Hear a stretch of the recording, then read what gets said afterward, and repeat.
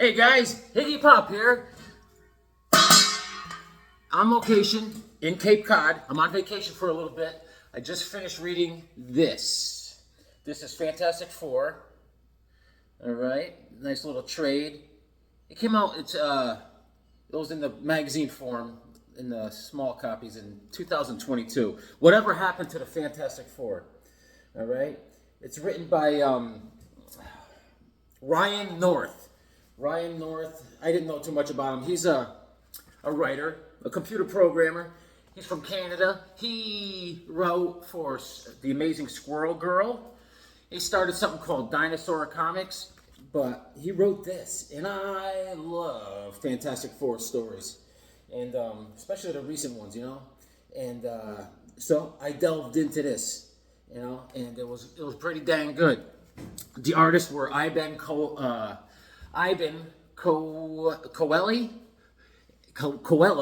and also Ivan Forelli. All right, they split up the art, and the art was really good. That's why I grabbed it.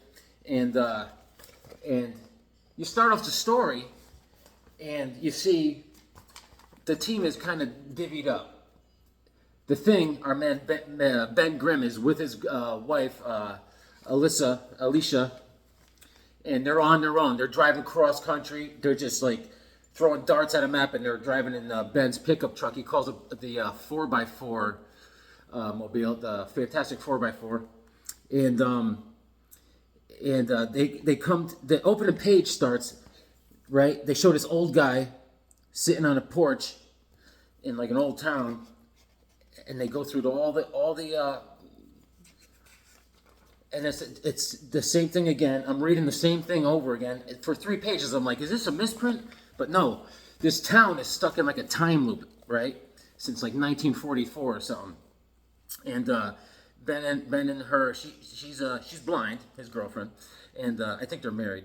And they're for some reason the Fantastic Four disbanded. They didn't tell us yet, and I don't know. Maybe you other Marvel nuts know, but I was like, why are they disbanded? And the world hates them for some reason. And I'm like, what happened, right? They're always reverting back to this, talking about some event that happened by the Baxter Building. And so Ben and this girl, they're like, what's going on, right? This town's kind of weird. And it's all old-timey town with old trucks. And then the locals see him. They see Ben. They think he's a monster. So this guy tries to drive his pickup truck through Ben's sleeping with his girlfriend in the apartment, and he tries to drive the truck through it, and nothing happens. By morning time, everything just reverts back to the same, and they see a kid playing in the back of Ben's pickup truck, and the kid loses it. He's like, a monster! Kid goes taking off, right? And he goes running into town. He's like, there's a monster! And Ben's like, man, well, I'm not a monster. And his girlfriend's like, don't worry about it, you big orange rock. And so there's confrontations, guys pulling guns on him. And Ben's like, it's clobbering time, sorry, dude. And then that night, they get it band together, a whole bunch of town folk, and they drive a truck into Ben. Ben destroys the truck. But then they start realizing something's wrong with this town, you know? He starts smashing trucks. You know how Ben does it. Our blue-eyed beauty. And because when they wake up in the morning, the guy that was running the hotel was like, it's like nothing ever happened. The guy's like, Ben's like, don't you remember, you know? So they're like, something's going on with this town. And then they're like, let's fix it. So what happens is, since 1944, something happened. There was like they were testing atomic bombs in this area, and this one guy from the town, they found out it's all revolving around this one guy. His heart was broken by a girl, and he can't get over it. So, for some reason, it's revolving around him, seeing how he can't get over it and move on in his life. It's like Groundhog Day. So they find out it's this one guy, and they talk to this guy. They're like, listen, there's other fish in the sea, and it takes day after day to convince them, because they keep trying and it keeps resetting until they finally get through to this guy. They tell him, like, listen, you could do it, man. You don't need that girl. You can find another girl, right? And then one day they wake up and it worked. And they show this guy moves on with his life. He finds another girl. He gets old, and they have kids, and Happily ever after, baby. That's why I love the Fantastic Four. Until he's dead. There's an empty hospital bed. All right. Now, they move on. And they're talking about Reed and Sue. Like, they hit... The thing is, it has something against Reed. It's like, ever since that happened, that incident. So, I still don't know what the incident is. So, we move on to chapter 2. But they do show this. A big crater in the center of New York by the Baxter Building.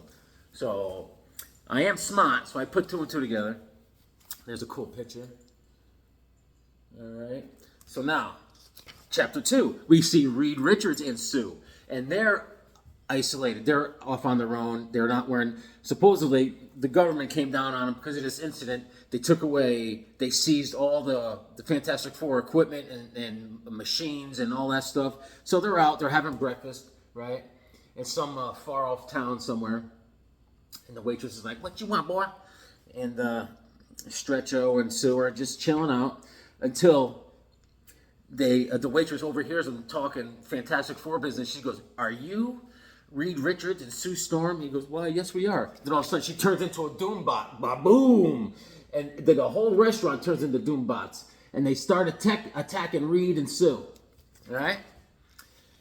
And they barely get out, right? Then all of a sudden, a local cop who's not a Doombot shows up. And then all of a sudden, everyone reverts back to normal human-looking people. And Sue and Reed are like, "What the hell is that?" And the cop's like, "Listen, I know who you guys are." And he drives them to the end of town and goes, "Listen, I don't want to file the paperwork, and I don't want any trouble out of you, so just keep on leaving town." And Sue and Reed are like, "Not me, man. Let's go see what's going on in this town." So they go back to town, and they see... Reed said they see that the bots, they all turn into normal humans only when they're around this one old lady. And then when the old lady's out of distance, they turn back into Doombots. All right? And it's crazy. They did a little detective work. So Reed's like, "I'm going to go talk to the old lady." And then she's like, "What if she's a Doombot and she sees that you're Reed Richards?" He goes, so he grabs his face. It's all rubbery. And he turns himself into like Clark Gable. "How's this?" Big disguise, Reed. So he goes and talks to the old lady. And this is the old lady. He's like, "Hey, ha, ba, ba, ba, ba, ba, ba." And she's like, "Oh, hi, young man." And then he goes, "Do you know anything about Doombot?" She's like, "I have no idea what you're talking about." And then he goes, "Do you know anyone named Dr. Von Doom?" And she goes, "Oh, yes, I do remember him. He was I was born in a village in, over in Europe, and he was a young boy that was in the streets, and I would feed him every day." And he's like, "Really?" And she goes, "I haven't seen him in years. Whatever has he ever made of himself?" He goes, "Well," she didn't want to spill the beans. He's like, "Well, he's good at what he does." And so then he goes, "I'm going to go call my wife." And then, because Sue was invisible, just watching this whole stuff, and they're at the old lady's house. And then Sue comes walking in. And Sue can tell that she has a Doombot shell of herself. The old lady is a Doombot, and he's like, "Wait," and they pull the Doombot skull off, and the old lady is inside the Doombot because Dr. Von Doom loved this old lady, and he said he made Doombots to surround her whole life and protect her. Their own mission was to protect the old lady and make her have a great life. And then she started getting sick, so the Doombot started just taking over her body until she was she died, and she just became a corpse inside the Doombot. Creepy. So anyways, they find a way to destroy all these Doombots in the town before they leave. And things get hairy because the whole town is filled with these Doombots, and they're crazy. And what they do is they deprogram all the Doombots. So they can revert into human form, but they're just like normal, peaceful town folk. And that's how they leave. They leave the diner and like, "Adios, job well done." Now we come to chapter 3 with Johnny Storm. Ba-ba-boom. And he's off on his own. No one in the Fantastic Four is talking to each other. Something happened. I still don't know. And Johnny Storm, he's defusing a tornado where he lives. And that's a little trick that Reed Richards taught him how to do. And he gets rid of the tornado. Then all of a sudden they show him he's in his apartment. He flies into his apartment, and he's putting hair dye powder into his hair, so he's a brunette now. And he also has this crazy mustache. He's in disguise. And he's seen how he has no money, he has to get a job. So he works for this crazy place where they just, I don't know, he's like a janitor or something, right? And his boss is a real jerk, and he tries to play it off Johnny all the time. You know, he's always talking about, isn't that guy cool, the Human Torch? And everyone's like, yeah, why do you always talk about the Human Torch? And so he's over there sweeping floors and stuff. And every once in a while he reverts to the Human Torch to do repairs in the place. He does a little welding and stuff. And then he sees the plate. It turns out his boss, who's like a slave driver, and he doesn't pay the people well. So he's like, everyone that he works with, his fellow coworkers are like, yeah, the boss this, the boss that. He's like, I'll go talk to the boss. And he turns into a Human Torch and he flies into where the guy lives. And it turns out the guy is an ex-villain that Johnny came across in the past. And the villain's like, listen, you don't scare me, Human Torch. He goes, I know that you won't hurt me, and because you're a hero. So he just starts slugging Johnny, punching him in the face. And Johnny's like, oh my God. No one ever approached me like this. How am I going to protect myself without burning this guy? So the guy just kicks him out through the window. Crash! And Johnny's like, man, I wasn't expecting that. So Johnny goes back in his disguise back to work. And he's like, I got to show you guys something. All his fellow coworkers. He's like, flame on. He goes, I'm the Human Torch. And everyone's like, yeah, no kidding. We knew. All he did was talk about the Human Torch all the time. He's like, you guys knew? He goes, they were like, yeah. So he says, this is what we're going to do. To get this guy back, we're going to have him come in, and the guy comes in, right? And he starts his old trick again. He starts punching Johnny, but all of a sudden he comes into this big warehouse room, and everyone that works there is all unionized. They join together with all signs. We won't take it anymore, right? So then Johnny solved the problem. See? He's like, Johnny realizes he's nothing without a team. That's what this lesson is. Let's see a little lesson Johnny learned. So he's longing for the Fantastic Four family to get back together. And now, Sue and Reed come across this. They're looking for Ben and Alicia because they feel bad about something. I still don't know. And they come across this big dome. And it's like, looks like Ben Grimm. Looks like the Thing. It's all orange rock. And they're like, what is this? So they call Johnny. And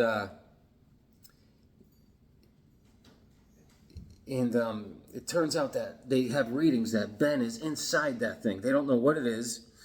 And it turns out it's something from the negative zone, right? And Ben and Alicia are trapped inside. No, this is what happens. Do you know what this was? This is the reason why they broke up. They threw this story in the middle. This was inside by the Baxter building. So they're fighting the negative zone bugs, right? And they're taking over the city, and they're outnumbered. I mean, there is an army of them, and they're all outnumbered, and they don't know what to do. And so Reed, with his big brain, and he makes like 10 limbs come off of himself, and he's hitting controls and computers in the Baxter building, and they're like, "What are you doing?" He's like, "This is the only way we're going to survive and save the city." So he says, "Sue, make a bubble around us," and then he sent the Baxter building back into time, a year into the future or the past. I can't recall, right? And all he left was a crater. Okay, after they did the best they could, but the thing was, there was people down there, and he's like, they're not dead. And he's explaining it to him. He goes, they're not dead, but we're not going to be able to see them for a year. But the thing is, Ben Grimm and Alicia's kids were down there. And Ben's like, I will crush you, Reed. And Reed's like, that's the only thing we could do. And then even Ben's wife's like, I'll crush you too. I don't care if I'm blind. And so they had a big blowout. Ben went up one side of him, went down the other, right? And then he just, like, boom. And of course, the government's like, you guys are done. We're sick of it. I mean, we got people missing for a year. Okay, pal. So they had to disband. That's what happened. All right. So now they finally get back together. They find he finds Ben. Sue and Reed find Ben and his girlfriend, and they're in trouble. So they call Johnny, and it turns out they're stuck in this dome thing, and they're being sucked alive by this I don't know. And they're going. Ben and his girlfriend are playing through that whole scene that happened by the Baxter Building, where they're arguing with Reed over and over again, just building up hate until I think the Thing realizes like this is just a dream. So then Johnny starts burning the structure, and then they break out. So Ben is free, and when they see each other, they see Reed and Sue and Ben. Everyone sees each other.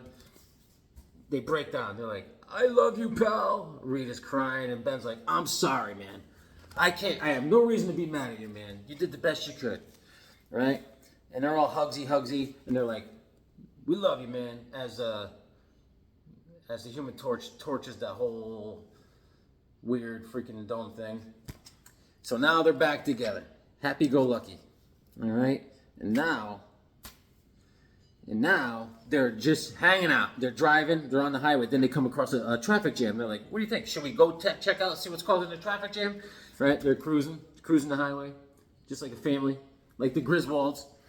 And then all of a sudden, it turns out it's the Salem 7, and with Nicholas Scratch, he's like a wizard, and he just wants to fight the Fantastic Four, so he calls the traffic jam, and everyone in the Fantastic Four is like, "Man, I hate magic," and everyone's like, "Yeah, man, I hate magic." Anyways, so he does Scratch, the wizard. He starts just puts a spell on him, right? And all it does is like it kind of morphs them, makes them weird and feel weird for a bit, and they're floating around in the sky. Then all of a sudden he drops them, right? And then he opens up a portal, and all of him and the Salem 7 just leave, and they're like, "Well, what was that?" Fantastic Four's like, "No, this guy just left. I feel fine. You guys feel fine?" "Yeah, I feel fine." So they're like, "Let's carry on." And they stop. Of course, Ben is like, "I'm starving." "Oh, yeah, of course." So they stop and they get some food, right? Ben's just chowing down. He's eating all sorts of food. They're all chowing down. Then all of a sudden they're like, "Oh my God." Like, "What?" "My stomach," right? And everyone else, everyone, the same thing. "My stomach too, my stomach," right? And they all go dashing for the bathroom, and they start blowing the place up. They had to go to the bathroom immediately. But besides the blind chick, she's fine because she wasn't involved with the wizard. And then they're like, what is this? Is this because of the wizard?" They're like, "Yeah." So it turns out the wizard changed with that spell. He converted them into a fourth dimensional creatures. We all live in the third dimension, but they are now in the fourth dimension. So anything that's in the third dimension does not sit well with the Fantastic Four. Our food is in the third dimension. So every time they eat the food, it ain't going to stay long. So they have to get themselves rearranged to third dimensional. So they hotwire the car they're driving in to turn it into a portal to go into the dark fourth dimension, because Reed is a genius. And while they're down there, they fight Salem 7 and the wizard. They distract the wizard as Reed tries to rearrange their dimensional structure. He's going crazy. He's trying to rearrange everything. He's turning himself into knots, trying to turn things back to normal. But he does it because he's a genius, and he turns into a big pile of spaghetti. But he does it with his big old stretchy plastic brain, and they're back to normal. They're like, "Woo-wee!" That was a close one. All right. But then they have to decontaminate themselves. So they have the Human Torch just like fry all the bacteria off them, and they're off. They're like, "Let's go." But the thing is, they didn't get it all. There's a little bacteria left over. See a pigeon flying around in it? Problem. All right, chapter 6. And it turns out they're watching the news, and they're like, "There's a big bacterial problem in such and such a town." And they're like, "Crap." And look at this, the whole lake and rivers are all contaminated. They're like, "We got to do something, man." And they try. They really try. They try everything. It doesn't work. And Reed's like, I mean, the biosphere, I mean, everything is just flowing. Water's flowing. I mean, we can't decontaminate everything. But they come up with one idea. They're like, this algae can't survive without the sun. So they're like, what are you going to do, block out the sun? He goes, not all of the sun, just enough of the sun that covers these 3 states in the United States. He goes, how the hell are we going to do that? Sue is going to make a force field, and Johnny's going to fly her up there. She's going to make a force field, and it has to be blocked out for 72 hours. Can you do it, Sue? Sue's like, I hope so. And he goes, let's do it. And he goes, but the government, they hate us already. He goes, we're going to stay down here, me, the Thing, and Thing's blind chick, and we're going to talk to the government. We're going to smooth things over while you guys go up there in orbit and block out the sun for 72 hours. He goes, I'm a genius. All right. So they're like, let's do it. So then, blast off, Johnny and Sue go up there, and she's got to stay awake for 72 hours and concentrate on the force field, so that's why Johnny's there to tell her jokes and be a jerk, and they're all getting along, and Reed has a press conference. They're like, this is what's going to happen, don't be mad, and the government's like, you crazy? So then, everything's going smooth. She's up there, Sue Storm's up there drinking Dr. Pepper and Mountain Dew, trying to stay awake, and then now, on Earth, it's dark in those 3 states, and all the villains are coming out, attacking, being jerks. There's Doc Ock. So the rest of the Fantastic Four is down on Earth, trying to keep things peaceful. And but they do it. 72 hours. Boom. And all the algae's dead. And they save the world, right? And Sue Storm and Johnny come back down, and the government agents are there. And they're like, Sue Storm, you're coming with us. And Sue's like, what, to give me medals? And you're like, no. If you're that powerful to block out the sun, that means you're a threat to the whole humanity. And they're like, I don't think so, pal. And Johnny Storm flamed on. He's like, don't you threaten my sister. And they're like, all right, hothead. And that's how we leave it. But it was a good story. A good story, man. It was fun. All right? I always like a good time story. I always like the Thing. I like a good happy ending, if you don't mind. See? Good family dynamic. And that is the Fantastic Four. Whatever happened to the Fantastic Four? I'm glad I found out. And I tell you what, I got some other things I'm going to read around here. Stay tuned. Read your comics. They make you smile.